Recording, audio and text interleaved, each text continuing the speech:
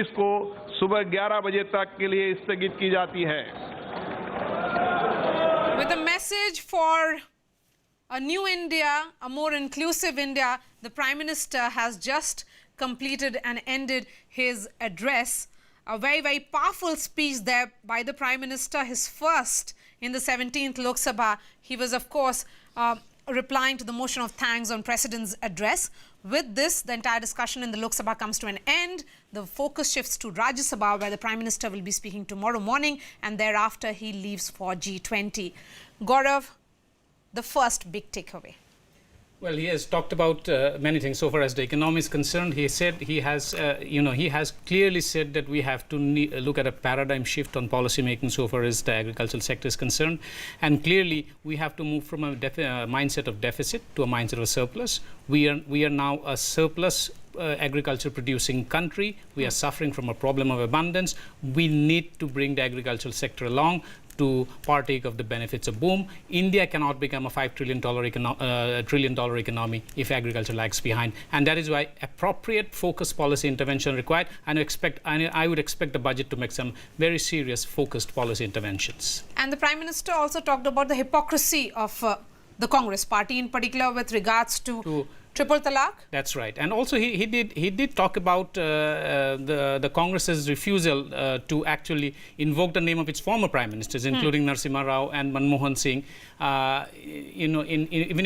Even during the discussion on the President's speech in this particular session, the Prime Minister did make a point that it is surprising that the Congress does not even want to talk about its own prime ministers. Whereas he did make a point, and very significantly, though he did invoke the name of Nehru several times during the course of the speech, and that could be quite significant politically speaking. Shesh Narayan Singh. Yeah, I think invoking Nehru, he means business. He wants to tell Congress that you are even trying to overlook what Nehru said, and that is serious business, because I don't think he has stopped his program of isolating Congress forever, but he. The talk about during last 5 years for that he didn't address the agrarian crisis this year by creating a Jal Shakti Mantralaya and by trying to talk about the micro irrigation. That's very, very important, because if he comes out something like Indira Gandhi, Lal Bahadur Shastri, Subramaniam, K. Subramaniam, Norman Borlaug, like a situation in agriculture, because agriculture there is abundance, no doubt about it, but the people who are producing the abundance, they are suffering. The farmers are very, very, very upset because they don't get what they think they deserve. And if Prime Minister Modi is going to address that one, it's going to be very big. And the next important thing, did you notice he was addressing, he was invoking the name of Mahatma Gandhi, Lohia, and Baba Saheb Ambedkar. About water, he referred to Baba Saheb Ambedkar many times.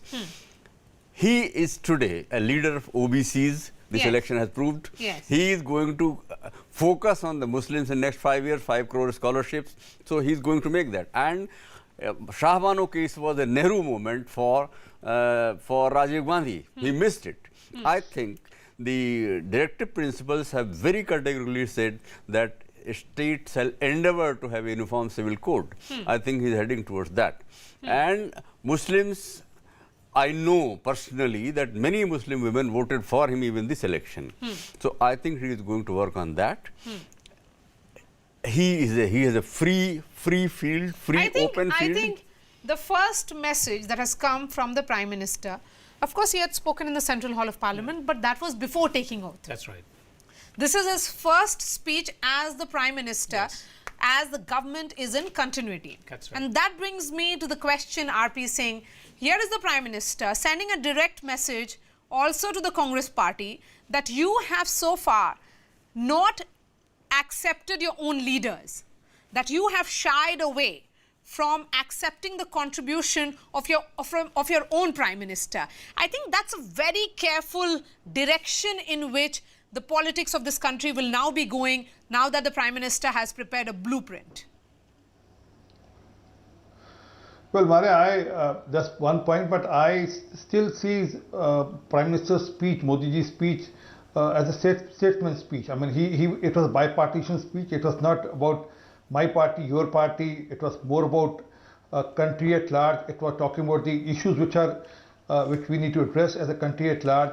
It was also talking about the good work done by the previous governments also. It was not that we achieved this. It was talking about the good work done by Nehru also for that regard.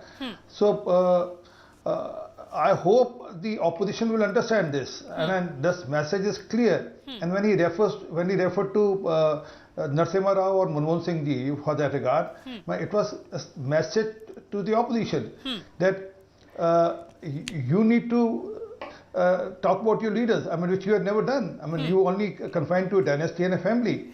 And obviously, there's an indication toward what's happening in Congress today also, that they are not prepared to come out of the dynastic system.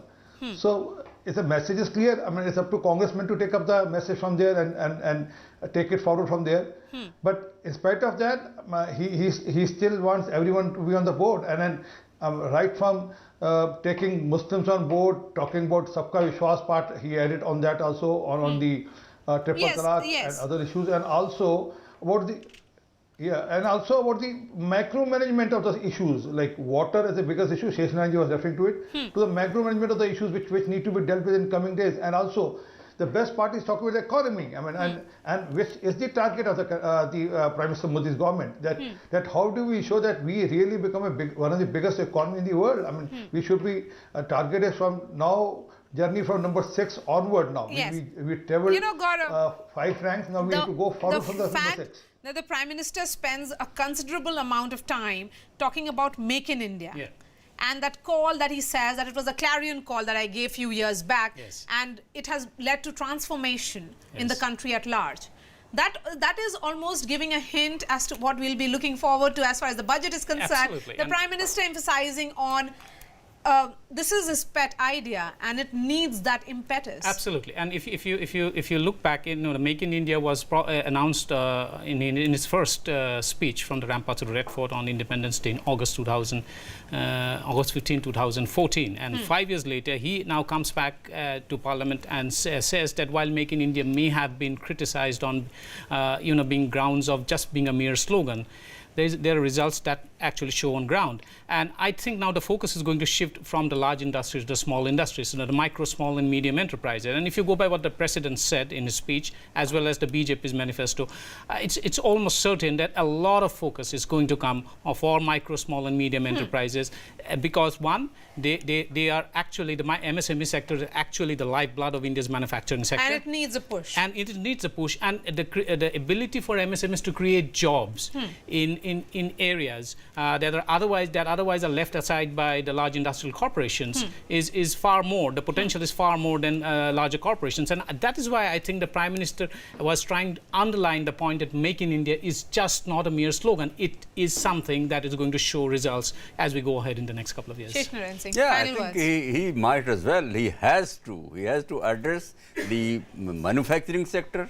Because if manufacturing sector doesn't improve, whatever Make in India, whatever slogan he can give, and he has to address the agrarian crisis. And the most important thing that he talked about, as far as I am concerned, he invoked Dr. Lohia. He said Paikhana and Pani. So he has done the Paikhana part and he has reaped the benefits. I know personally, Maria, a lot of people, women, voted for him because it has of led that. to transformations. Yeah. Yes, And we now, have witnessed that. Toilet scheme in particular has led to a large scale, shift of women. And women have emerged as a constituency for Narendra Modi. The very powerful speech